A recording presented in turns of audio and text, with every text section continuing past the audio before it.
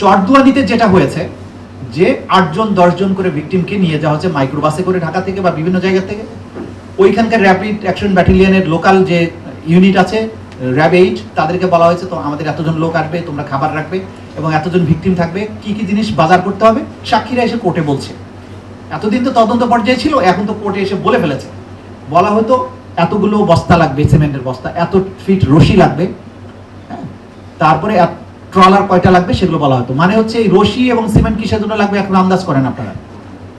যে rapid action ব্যাটালিয়নের কম্পাউন্ডে microbus থামতো, বন্দীদেরকে কখনো গাড়ি থেকে নামানো হতো না। তাদের বাথরুম করার দরকার হোক হোয়াটএভার, সব গাড়ির মধ্যে থাকবে। অফিসাররা নামতো, কারো বাথরুমে যাওয়ার দরকার হলে যেত, ওখান থেকে সরঞ্জামাদি তুলে চরদুয়ানি ঘাটে যেখানে ট্রলার ভেড়ে জেলেরা সমুদ্র থেকে মাছ ধরে এনে ওই ঘাটে এসে থামে, মাছ নামায়, বরফ কল আছে সেখানে রাখে, তারপরে বাজারজাতকরণ হয়।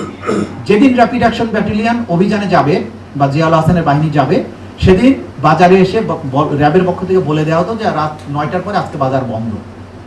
রাত 9টার মধ্যে লাইট অফ করে সমস্ত দোকানপাট বন্ধ করে সবাইকে চলে যেতে হবে।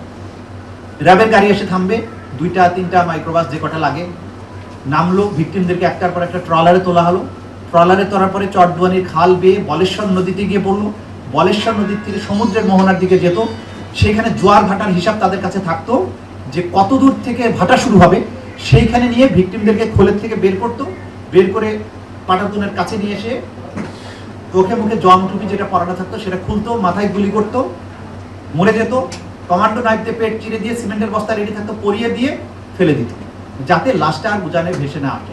এমন জায়গায় ফেলা হতো যে ভাটার টানে একটা সমুদ্রে চলে যায়।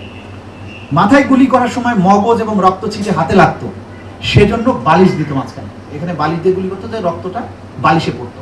সাক্ষী এসে বলেছে যে আমরা বালিশ প্রতিদিন ধুতাম, কারণ এত বেশি মগজ রক্ত লাগতো, আবার শুকাতে হতো, কারণ আবার অপারেশন সময় আরেকটা বালিশ চাবে।